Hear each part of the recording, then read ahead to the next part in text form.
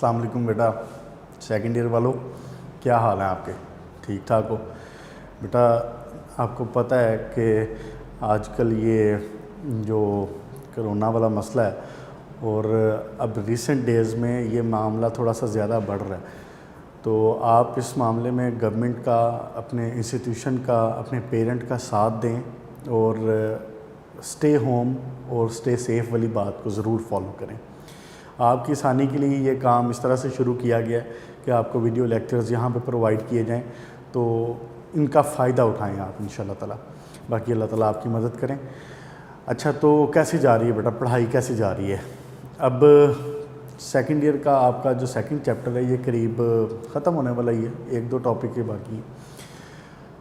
अब तक basics inorganic की करीब हमने सारी पढ़ ली हुई हैं, आपको पता है।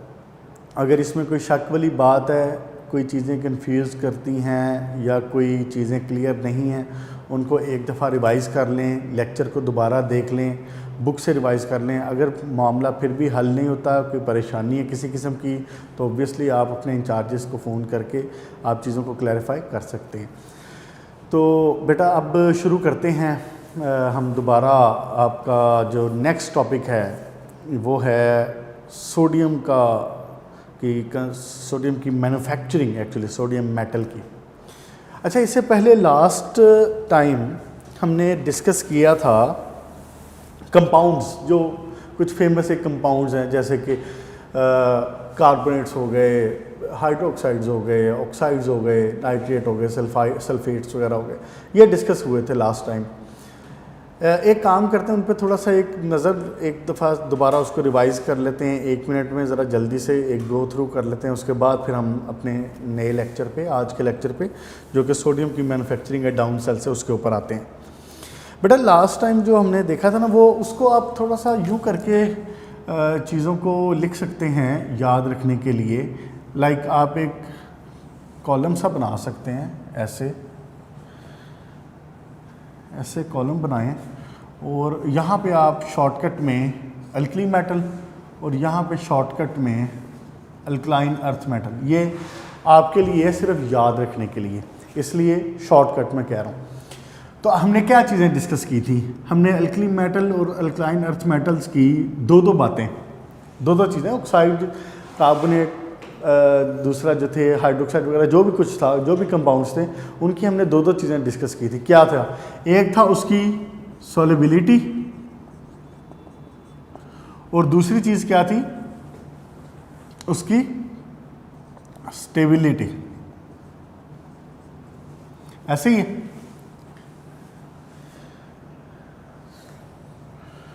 और इसी तरह यहाँ पे भी इसकी सॉल्युबिलिटी और इसकी स्टेबिलिटी, अल्कलाइन अर्थ मेटल्स। ठीक हो गया? एक लाइन यहाँ पे दरमियान में ऐसी भी लगाई जा सकती है। ठीक हो गया बेटा? ये 4 चीज़ें थी ना जो डिस्कस हुई थी। तो मिसाल के तौर पे सबसे पहले था ऑक्साइड। तो ऑक्साइड्स में आपने बल्कि 2 चीज़ें पढ़ी थी, इसकी बेसिसिटी पढ़ी थी। ऑक्साइड्स में बेसिसिटी पढ़ी थी आपने। तो ऑक्साइड की बेसिसिटी का ट्रेंड क्या था? टॉप टू बॉटम इंक्रीजिंग था। ऑक्साइड की जो सॉल्युबिलिटी थी या स्टेबिलिटी थी, इसका ट्रेंड क्या था? अगर मैं इसको यहाँ पे लिखूँ तो ज़्यादा अच्छा है। इसका ट्रेंड क्या था? इसका ट्रेंड भी इंक्रीजिंग था, टॉप टू बॉटम। तो मैं यूँ लिख सकता हूँ शॉर्टली याद रखने के लिए कि top to bottom increase, top to bottom increase, ऐसे ही था। अल्कलाइन अर्थ मेटल के केस में क्या था? वो भी यही था, उसका भी सेम था, टॉप टू बॉटम इंक्रीज, और इसी तरह ग्रुप में ये भी इंक्रीज। देखिए शॉर्टली मैंने लिख ली है। अब आपको एक नज़र में जब आपने रिवाइज़ करना होगा, तो आप अगर इसके ऊपर एक नज़र डालते हैं इस कॉलम के ऊपर, तो आपको पता चल जाएगा कि ऑक्साइड्स का ट्रेंड क्या था। अच्छा, इसी तरह आप दूसरी तरफ आ जाएं। अगला था आपका हाइड्रोक्साइड्स। तो हाइड्रोक्साइड की स्टेबिलिटी क्या थी? सॉल्युबिलिटी क्या थी और स्टेबिलिटी क्या थी इसकी? Hydro oxides. ये भी टॉप टू बॉटम, इसके केस में क्या थी? इंक्रीजिंग थी। और इसकी स्टेबिलिटी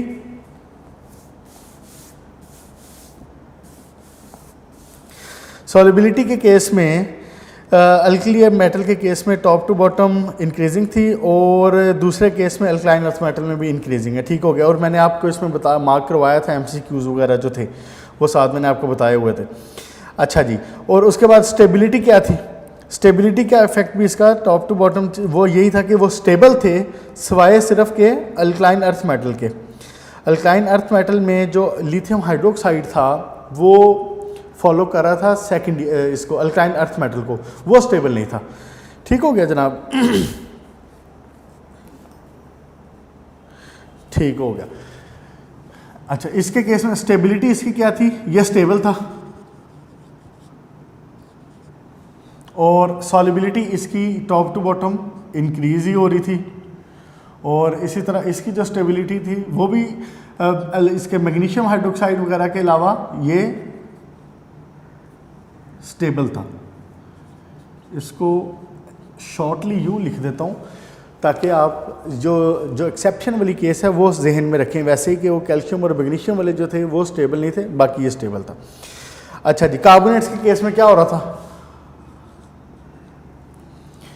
इनकी जो सॉलिबिलिटी थी ये इंक्रीज हो रही थी, लेकिन अल्कलाइन अर्थ मेटल की सॉलिबिलिटी क्या हो रही थी? टॉप टू बॉटम ये डिक्रीज हो रही थी। ठीक हो गया? अच्छा, और जब स्टेबिलिटी की बात कर रहे थे तो कार्बोनेट इसके सारे के सारे स्टेबल थे और जो अल्कलाइन अर्थ मेटल के केस में साथ में लिथियम हाइड्रोक्साइड में इस वक्त पेज नंबर 29 पे हूँ, ये जो बातें डिस्कस कर रहा हूँ। अल्कलाइन अर्थ मेटल के जो कार्बोनेट थे ये स्लाइटली सॉल्युबल हैं, ये डिक्रीज है, ये मैंने आपको बता दिया। ठीक हो गया? उसके बाद आए इसके स्टेबिलिटी के ऊपर। स्टेबिलिटी के केस में क्या हो रहा था कि जो अल्कलाइन अर्थ मेटल कार्बोनेट्स हैं वो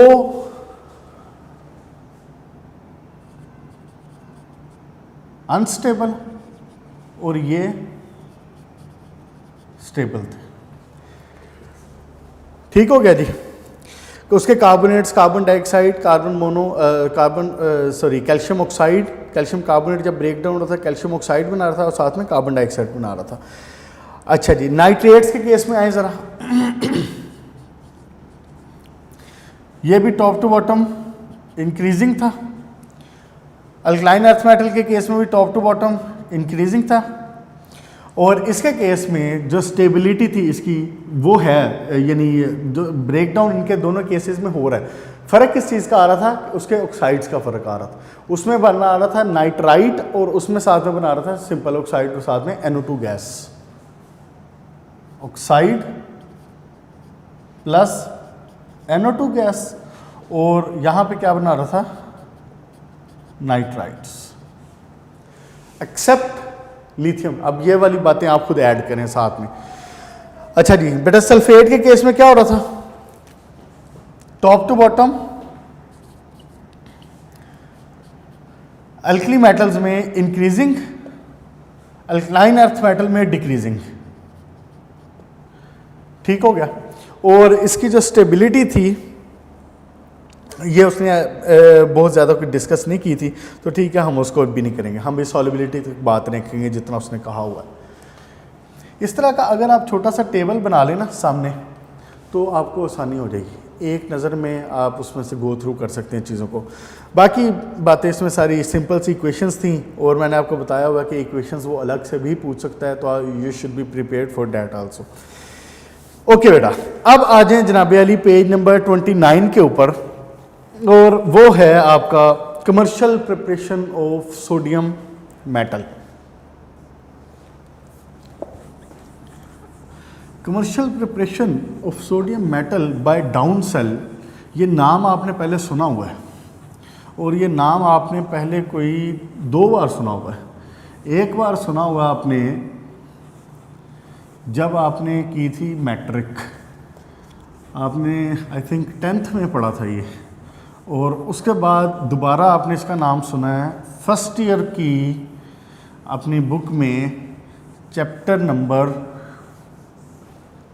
10 में इलेक्ट्रोकेमिस्ट्री के चैप्टर में, जहाँ पे आपने एप्लीकेशंस पढ़ी थी, तो इलेक्ट्रोकेमिकल सीरीज़ की एप्लीकेशन थी, उसमें आपने ये डिस्कस किया। वहाँ पे एक एक लाइन इलेक्ट्रोलिटिक सेल, याद है इलेक्ट्रोलिटिक सेल जहाँ पे बात हुई थी, उसके बाद आपने ये पॉइंट्स में डिस्कस की थी बात, बहुत तफसील नहीं थी वहाँ पे, सिर्फ एक लाइन 2-4 लाइंस के अंदर उसने डाउन सेल, 2-4 लाइंस के अंदर नेल्सन सेल एक्सप्लेन किया था। तो लेकिन अब आप ज़रा उसको तफसील से पढ़ेंगे, यहाँ पे पढ़ेंगे, और ये इम्पोर्टेंट लॉन्ग क्वेश्चन है। डाउन सेल, नेल्सन सेल जो आज पढ़ेंगे, नेक्स्ट लेक्चर में इंशाल्लाह पढ़ेंगे नेल्सन सेल, ये दोनों इंपॉर्टेंट हैं, ये दोनों बोर्ड में आए हुए हैं पेपर में, और लॉन्ग क्वेश्चन आए हुए हैं, इसलिए आपने इनको एज लॉन्ग क्वेश्चन तैयार करना है। डायग्राम है, दोनों में डायग्राम है। इस तरह के लॉन्ग क्वेश्चंस में 1 नंबर डायग्राम का होता है, 4 में से 1 नंबर आपका डायग्राम का, उसका डायग्राम ज़रूर बनानी है। प्रैक्टिस कर लें इसकी तो फिर इजी होगा पेपर में बनाना, वरना वहाँ पे टाइम ज़्यादा ज़ाया करोगे। ओके जी, आए जनाब अली, डाउन सेल क्या पढ़ते हैं हम? डाउन सेल में हम पढ़ते हैं सोडियम मेटल की manufacturing. Actually sodium metal industry के लिहाज से एक इम्पोर्टेंट मेटल है, इसको फर्दर यूज़ किया जाता है इंडस्ट्री में मज़ीद केमिकल कंपाउंड्स बनाने के लिए। डायरेक्टली एज सोडियम मेटल इसका इस्तेमाल कोई बहुत ज़्यादा नहीं है, लेकिन फर्दर इससे कंपाउंड्स जो बनते हैं तो इसके हवाले से इसको इंडस्ट्री में यूज़ किया जाता है। यही रीज़न है आपको ये अलग से पढ़ाया जा रहा है। डाउन सेल हो गया, नेल्सन सेल जो आप नेक्स्ट पढ़ेंगे, सोडियम हाइड्रोक्साइड की प्रिपरेशन का, और फिर एक सोडियम मेटल का इस्तेमाल होता है जो आपके ये जो होते हैं ना बेटा, इसमें न्यूक्लियर रिएक्टर्स, न्यूक्लियर रिएक्टर में फॉर द कूलिंग पर्पस ये इस्तेमाल होता है वहाँ पे एज हीट एक्सचेंजर। जो मोल्टन सोडियम है ना, मोल्टन फॉर्म में सोडियम मेटल प्योर, ये बड़ा अच्छा हीट एक्सचेंजर है हीट ट्रांसफ़र करने के लिए, तो वहाँ पे ये इस्तेमाल होता है सोडियम मेटल मोल्टन फॉर्म में। तो बाकी इंडस्ट्री में ये एज कंपाउंड्स यूज़ होता है। तो ये रीज़न है जिसकी वजह से आपको ये फर्दर पढ़ाया जा रहा है तफसील के साथ। आए ज़रा देखते हैं, इसमें बातें कोई बहुत ज़्यादा ख़ास नहीं है और नई नहीं है, आपने ये बातें सारी पहले पढ़ी हुई हैं, सिर्फ उन चीज़ों को एलेबोरेट किया जाएगा। डायग्राम आप देखेंगे कि डायग्राम इज़ आल्सो सेम जो आपने पहले वहाँ पे पढ़ी हुई है। अच्छा जी, देखिए ज़रा मैं डायग्राम आपके सामने ड्रॉ कर देता हूँ इसकी, ताकि वहाँ से फिर चीज़ों को एक्सप्लेन करना ज़रा ईजी हो जाएगा। यहाँ पे सेंटर में लगा होता है एनोड, और ये बना हुआ है ग्रेफाइट का। ठीक हो गया। अच्छा जी, यहाँ पे एक इसके ऊपर शेप ऐसे बनी होती है, डोम शेप, डोम शेप जैसे कि कोई गुंबद सा होता है ऐसे, ये आगे से यूँ एक्सटेंडेड होता है ऊपर से। अब इसमें देखें ऊपर एक पाथ सा बनाया गया हुआ है, यहाँ पे इसकी शेप देखें ऐसे है जैसे कि आपने देखे ना जैसे फ़नल होती है, फ़नल लैब में देखी हुई, तो उस फ़नल को आप उल्टा कर लें तो इट्स लाइक डैट। अच्छा जी, उसके बाद यहाँ पे थोड़ी सी शेप को ऐसे करके बनाया गया हुआ है, यूँ। ठीक हो गया। यहाँ पे जनाब अली लगा होगा कैथोड,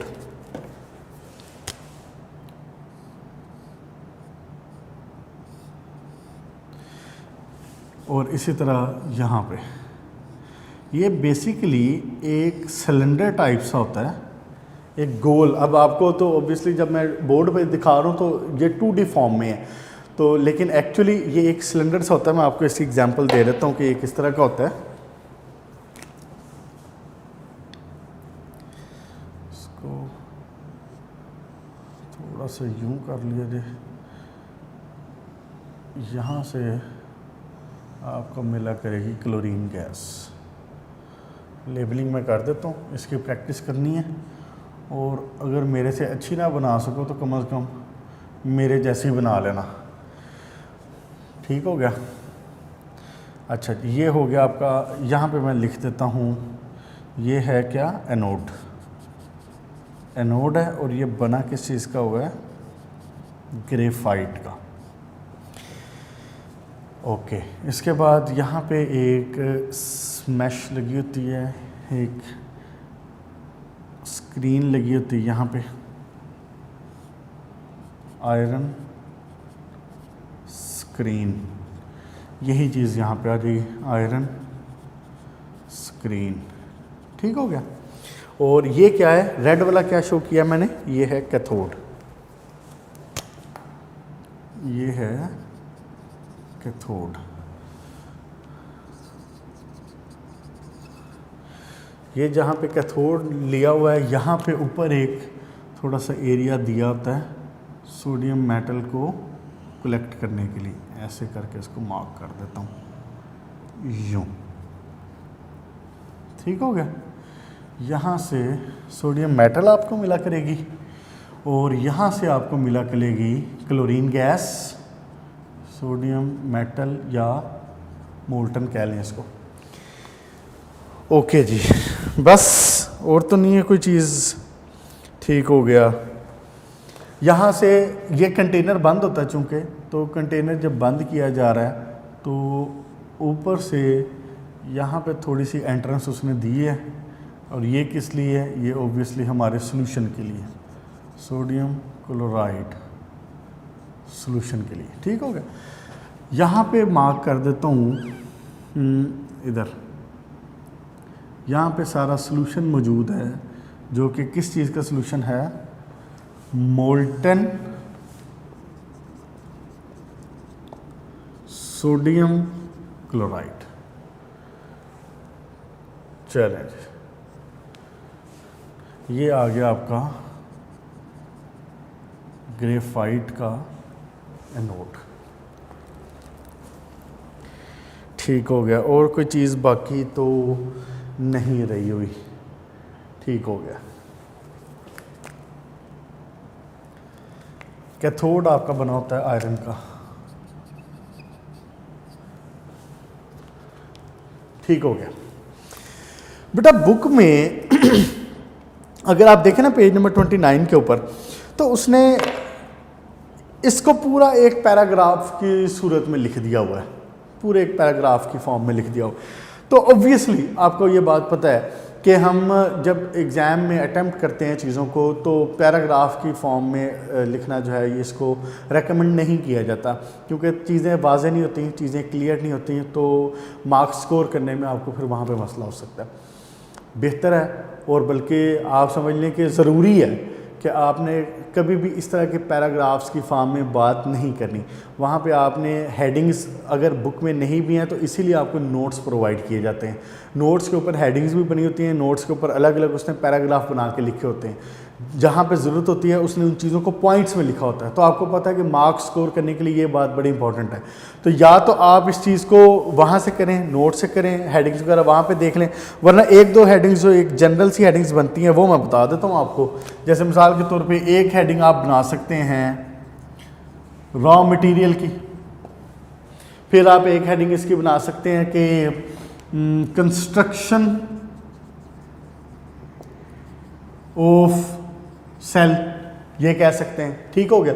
उसके बाद एक और हेडिंग आप मिसाल के तौर पे बना सकते हैं रिएक्शंस की, और फिर आप बता सकते हैं इसको बेनिफिट्स की। लास्ट में हम देखेंगे कि क्या बात होगी उसमें बेनिफिट्स की। इस तरह की 3-4 हेडिंग्स अपनी तरफ से बनाएं, नोट से इसको देखें, नोट से कर लें तैयार, तो दैट इज़ गुड आल्सो। अब हम आते हैं इस सेल के ऊपर, इसकी मैन्युफैक्चरिंग के ऊपर, इसके स्ट्रक्चर के ऊपर। बेटा एक्चुअली ये होता कैसा है, ये बिल्कुल ऐसे है जैसे ये एक गिलास, ये देखें जैसे ये एक गिलास है, और बिल्कुल इसी तरह का एक सिलेंडर सा होगा। अब आपको मैंने आपको बताया ना, बोर्ड पे तो आपको दिखाया जा रहा है 2D में, तो आप समझ लें कि I am showing you the cross section. आपको ये इसका हाफ दिखाया जा रहा है, यानी कि जैसे ये ग्लास है, ये एक सिलेंडर है, और मैं इसको दरमियान से यूँ हाफ करूँ और आपको चीज़ों को दिखाऊँ। तो लेकिन एक्चुअली ये क्या है, ये है एक सिलेंडर सा। अब इस सिलेंडर में क्या हो रहा है देखें ज़रा, ये एक सिलेंडर है पूरा, सेंटर में ये नीचे यहाँ पे इधर करके, जहाँ पे इसकी आपको टिप नज़र आ रही है, सिर्फ इसका जो कैप नज़र आ रहा है, यहाँ पे करके आप समझ लें कि ये आपका लगा हुआ है एनोड का ग्रेफाइट। ये ठीक हो गया, ये यहाँ पे सेंटर में लगा हुआ। अच्छा जी, अब उसके बाद यहाँ पे ये ऊपर कैनोपी सी बनी, ये डोम बना हुआ है ना, ये चीज़ ये ऐसे बनेगी इस कप के ऊपर, इस गिलास के ऊपर, जैसे ये ऐसे मैं डोम बना रहा हूँ, ये डोम ऐसे इसके ऊपर बनाऊँ। तो ये डोम ऊपर से थोड़ा सा ओपन है, तो मैं अपनी फिंगर्स को यूँ ओपन कर देता हूँ, ये डोम यूँ ऊपर से ओपन है। ठीक हो गया बच्चे? ओके, उसके बाद अब ये है आपका कैथोड। अब कैथोड इसका कैसे है? तो कैथोड इसका आपको यहाँ पे तो नज़र आ रहा है ना साइड पे दो, एक्चुअल ऐसा नहीं। कैथोड एक सर्कुलर पाथ में है, यूं पूरे का पूरा राउंड। ये पूरा सिलेंडर है, इस पूरे सिलेंडर के यहाँ पे, बॉटम पे नहीं, अंदर इसके यहाँ पे अंदर की साइड पे पूरा राउंड ऐसे कैथोड मौजूद है। अब जब कैथोड मौजूद है यहाँ पे साइड पे, यहाँ पे कैथोड मौजूद है, तो कैथोड के साथ और एनोड के दरमियान में, ये एनोड था और कैथोड के दरमियान में ये मौजूद है एक आयरन की स्क्रीन। ठीक हो गया? यानी कि ये यहाँ करके मैं शो कर देता हूँ, ये साइडों पे आपका कैथोड हो गया जो कि राउंड है, पूरा सर्कुलर पाथ में है। ऐसे अगर मैं ऊपर से शो करूं तो आपको यूं नज़र आएगा, ये राउंड है, सर्कुलर पाथ में कैथोड, दरमियान में यहाँ पे सेंटर में क्या है, नीचे एनोड, इसके ऊपर पूरा यूं करके ये जो डोम सा बना हुआ है ऐसे, ऊपर से इसकी स्लाइटली ओपन भी है गैस निकलने के लिए, और ये इसका स्ट्रक्चर है, ये इसकी मैन्युफैक्चरिंग हो। अब होता क्या है, हम इसको, इस सिलेंडर को इसके अंदर सोडियम क्लोराइड ले लिया। जब इसमें सोडियम क्लोराइड लिया है तो ऑब्वियसली सोडियम क्लोराइड तो किस फॉर्म में? सॉलिड फॉर्म में। तो अब हमने करना है उस सोडियम क्लोराइड को पहले मेल्ट, उसको मोल्टन फॉर्म में लेके आना है, उसको लिक्विड फॉर्म में, मोल्टन फॉर्म में लेके आना है। उसके लिए ऑब्वियसली आप उसको टेम्परेचर प्रोवाइड करेंगे। तो सोडियम क्लोराइड का टेम्परेचर होता है, जो मेल्टिंग पॉइंट है उसका, वो है 801 डिग्री सेंटीग्रेड। मेल्टिंग पॉइंट कितना है इसका? मेल्टिंग पॉइंट 801 डिग्री सेंटीग्रेड है किसके? सोडियम क्लोराइड का। सोडियम क्लोराइड का मेल्टिंग पॉइंट क्या है? 801 डिग्री सेंटीग्रेड।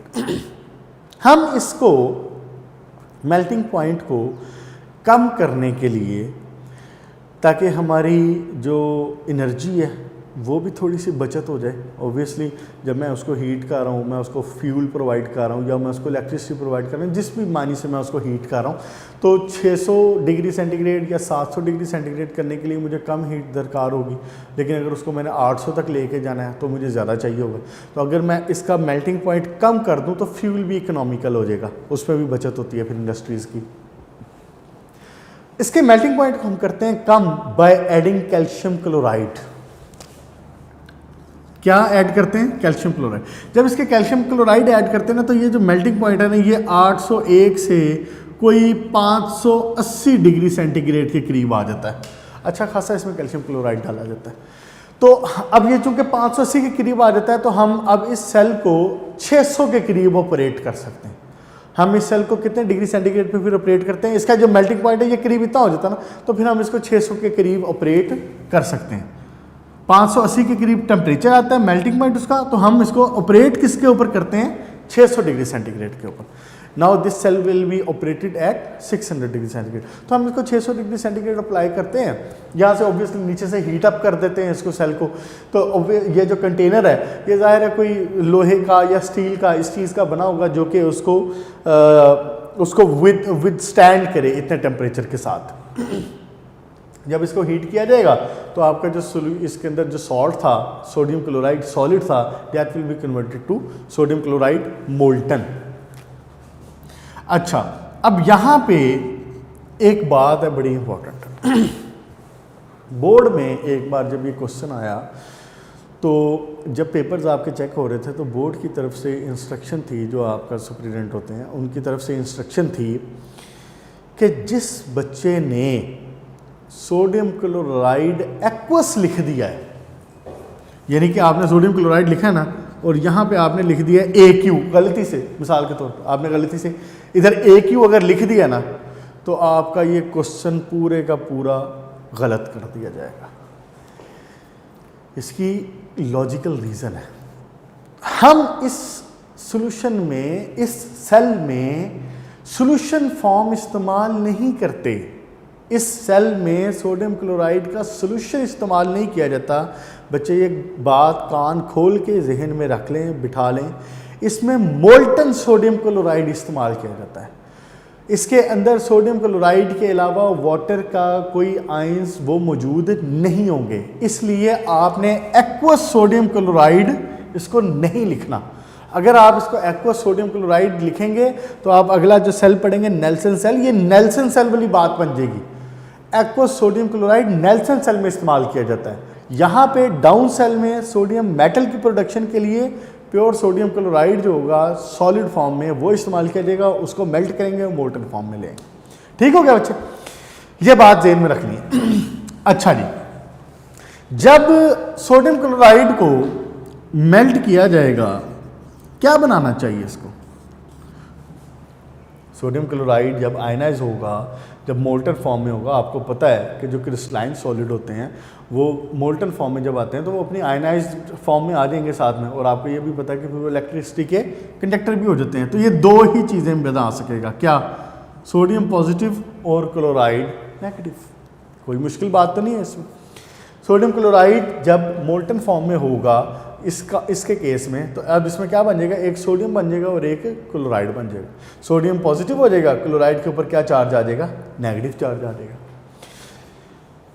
यहां पे अब सोडियम क्लोराइड के आयंस मौजूद हैं, सोडियम के आयंस और क्लोराइड के आयंस इस जगह पे यहां पे मौजूद है। अब जब इस सेल को इलेक्ट्रिसिटी से, करंट से जोड़ा जाएगा, जो आपके इलेक्ट्रोड्स हैं, ये इलेक्ट्रोड है, ये इलेक्ट्रोड है, जब इसको पॉजिटिव और नेगेटिव बनाया जाएगा तो क्या होगा? ऑब्वियसली इसके अंदर जो पॉजिटिव इलेक्ट्रोड, जो पॉजिटिव आयन है वो किसकी तरफ जाएगा? नेगेटिव की तरफ। जो नेगेटिव आयन है वो किसकी तरफ जाएगा? वो पॉजिटिव की तरफ जाएगा। यही बात है ना, इसमें कोई मुश्किल बात तो नहीं। आपने फर्स्ट ईयर के चैप्टर 10 में इलेक्ट्रोलिटिक सेल पढ़े हैं। इलेक्ट्रोलिटिक सेल क्या थे? इलेक्ट्रोलिटिक सेल थे कि जब आप एनर्जी प्रोवाइड करते हैं और एक रिएक्शन करवाते हैं, जब एनर्जी प्रोवाइड की जाती है और कोई रिएक्शन करवाते हैं तो उसको इलेक्ट्रोलिटिक कहते थे। दूसरा क्या था? गैल्वानिक, जिसके अंदर आप केमिकल रिएक्शन के नतीजे में इलेक्ट्रिकल एनर्जी हासिल करते थे। ठीक हो गया? ये कौन से सेल की टाइप है? ये इलेक्ट्रोलिटिक है, आपने ये पढ़ी हुई है वहां पर बात। अच्छा जी, जब अब इसके अंदर यहां पे मैं कह सकता हूं कि यहां पे जनाबे अली टू टाइप ऑफ जो आयंस हैं वो मौजूद हैं, ऐसे सोडियम और क्लोराइड। इसके अंदर साथ में कैल्शियम क्लोराइड भी है थोड़ी सी मिकदार में, मैं बताता हूँ उसका क्या होगा। फिलहाल इसको सोडियम क्लोराइड को समझें आप। इसमें मौजूद है जनाब sodium positive, chloride negative. Obviously आपको पता है कि जो पॉजिटिव आयन होते हैं that will move toward the negative cathode, जो नेगेटिव आयन है वो मूव करेंगे टुवर्ड्स एनोड, पॉजिटिव की तरफ मूव करेंगे। तो यही काम होगा, ये जाएगा इस तरफ और ये जो क्लोराइड है ये किस तरफ आएंगे? ये आएंगे आपके एनोड के ऊपर, ग्रेफाइट का जो एनोड हुआ है। अब होगा क्या फर्दर? ये सारी बातें ना, अब आपने पहले जो शुरू वाली बातें थी रॉ मटेरियल सोडियम क्लोराइड वाली, उसमें कैल्शियम क्लोराइड डालने वाली, 800 डिग्री सेंटीग्रेड को 600 तक ले आने वाली, ये सारी बातें आप ऊपर कर देंगे रॉ मटेरियल में। उसके बाद आप कंस्ट्रक्शन की हेडिंग में बात कर देंगे, इसकी डायग्राम बना देंगे, लेबल कर देंगे। उसके बाद आप फिर आ जाएंगे इसकी वर्किंग के ऊपर और उसके बाद आ जाएंगे इसके रिएक्शंस के ऊपर। अब जब रिएक्शंस की बात करेंगे तो रिएक्शंस में आपने फिर दोनों बता देना है। क्या आपने बता देना है कि रिएक्शंस ऑन कैथोड, इसी तरह रिएक्शन ऑन एनोड, दोनों के ऊपर। कैथोड के ऊपर क्या हुआ करती है? कैथोड के ऊपर हुआ करती है रिडक्शन, CR मैंने आपको याद करवाया हुआ। कैथोड के ऊपर क्या होते हैं? रिडक्शन। जब कैथोड के ऊपर रिडक्शन होती है तो रिडक्शन का क्या मतलब है? बेसिकली कि उसने इलेक्ट्रॉन को, कैथोड के ऊपर जब रिडक्शन होनी है तो उसने इलेक्ट्रॉन को गेन करना है, उसने इलेक्ट्रॉन को गेन करना है। सोडियम पॉजिटिव जाएगा इसके ऊपर कैथोड के ऊपर और जाके एक इलेक्ट्रॉन को एक्सेप्ट करेगा। जब ये एक इलेक्ट्रॉन को एक्सेप्ट करेगा तो ये बना देगा सोडियम मेटल। देखे ना, यहाँ पे इलेक्ट्रॉन की डेफिशिएंसी थी, सोडियम पॉजिटिव था, यहाँ पे इलेक्ट्रॉन डेफिशिएंट था। जब उसने एक इलेक्ट्रॉन एक्सेप्ट किया तो डेफिशिएंसी पूरी हुई, कन्वर्ट किस में हो गया, सोडियम मेटल में। ये यहाँ पे हमें मिल जाती है सोडियम मेटल, इस जगह पे, ये जो कंपार्टमेंट बना हुआ ना पूरा, ये यहाँ पे मोल्टन फॉर्म में, लिक्विड फॉर्म में। क्लियर होगी जी बात। अच्छा, अब दूसरी तरफ एनोड पे क्या होना है, एनोड पे इसने जाना है क्लोराइड ने, Cl नेगेटिव, ये जाएगा एनोड के ऊपर और जाके एनोड के ऊपर एक इलेक्ट्रॉन करेगा लूज। क्या करेगा, एक इलेक्ट्रॉन करेगा लूज। जब इसने इलेक्ट्रॉन किया पुत्र लूज, तो ये क्लोरीन एटम बन जाएगा ना। यहाँ पे एक इलेक्ट्रॉन एक्स्ट्रा था Cl नेगेटिव, तो वही एक इलेक्ट्रॉन उसने कर दिया लूज, तो क्या बन गया, क्लोरीन एटम। तो क्लोरीन एटम की फॉर्म में तो नहीं रह सकता, ये यहां से पकड़ेगा एक और किसी क्लोरीन को साथ और क्या बना देगा, Cl2, क्लोरीन गैस। क्लियर होगी बात, मुश्किल है कोई, सिंपल से। क्या मैंने बताई ये बात, सोडियम क्लोराइड है, सोडियम क्लोराइड में आपने जनाब थोड़ा सा कैल्शियम क्लोराइड डाला है, उसका जो boiling point, sorry melting point है वो कम करने के लिए, मेल्टिंग पॉइंट कम करके हम उसको 600 डिग्री सेंटीग्रेड के करीब ले आए। जब उसको इसके करीब ले आए तो अब आपने उसको जब आयनाइजेशन हुई है उसकी, तो सोडियम पॉजिटिव और क्लोराइड नेगेटिव बना। तो जब आपने इनको बैटरी के टर्मिनल से जोड़ा, एनोड और कैथोड बनाया, तो क्या होगा, कैथोड की तरफ जाएगा जो पॉजिटिव है वो, तो पॉजिटिव कौन है, सोडियम, सोडियम जाएगा कैथोड की तरफ, सोडियम जाएगा कैथोड की तरफ। इसी तरह एनोड की तरफ कौन जाएगा, जिसके ऊपर नेगेटिव चार्ज है, क्लोराइड, क्लोराइड जाएगा इसके ऊपर। जब एनोड पे क्लोराइड जाएगा तो वो क्या करेगा, उसके पास एक इलेक्ट्रॉन एक्स्ट्रा है जो उसने सोडियम से छीना हुआ था यहाँ पे, ये इलेक्ट्रॉन जाके करेगा लूज, बनाएगा क्लोरीन एटॉमिक। तो जो क्लोरीन एटॉमिक है वो एटॉमिक फॉर्म में तो नहीं रह सकेगी, डायटॉमिक फॉर्म में होती है क्लोरीन गैसेस, तो वो क्लोरीन एक और क्लोरीन एटम के साथ मिलकर बना देगा क्लोरीन गैस। ये बन गया, ठीक हो गया। इसी तरह यहाँ पे बन गया सोडियम, ये सोडियम मोल्टन फॉर्म में था, ये थोड़ी देर बाद यहाँ पे राइज होना शुरू हो जाएगा। जब राइज होगा तो इसको यहाँ से एक्सट्रैक्ट कर लिया जाएगा, इसको यहाँ से हासिल कर लिया जाएगा, एयर से क्लोरीन गैस हासिल कर ली जाएगी। अब क्लोरीन गैस भी यहाँ से आपको प्योर फॉर्म में, यहाँ से क्लोरीन गैस मिल गई और यहाँ से आपको सोडियम मेटल मिल गया। क्लियर हो गया बेटा। आज का लेक्चर टाइम आपका हो रहा है ख़त्म, तो इसको यहाँ तक रखते हैं। इसमें सिर्फ एक दो बातें छोटी छोटी सी रह गई हैं एडवांटेजेस से रिलेटेड, वो इंशाल्लाह तो नेक्स्ट लेक्चर में कवर कर देंगे। बाकी कंस्ट्रक्शन रिएक्शंस आपके ये सारा कुछ कंप्लीट हो चुका है, इसको यहाँ पे वाइंड अप करते हैं। ओके बेटा, ठीक है, इसको अच्छे तरीके से याद करें, बाकी इंशाल्लाह फिर कंटिन्यू करेंगे। Good luck.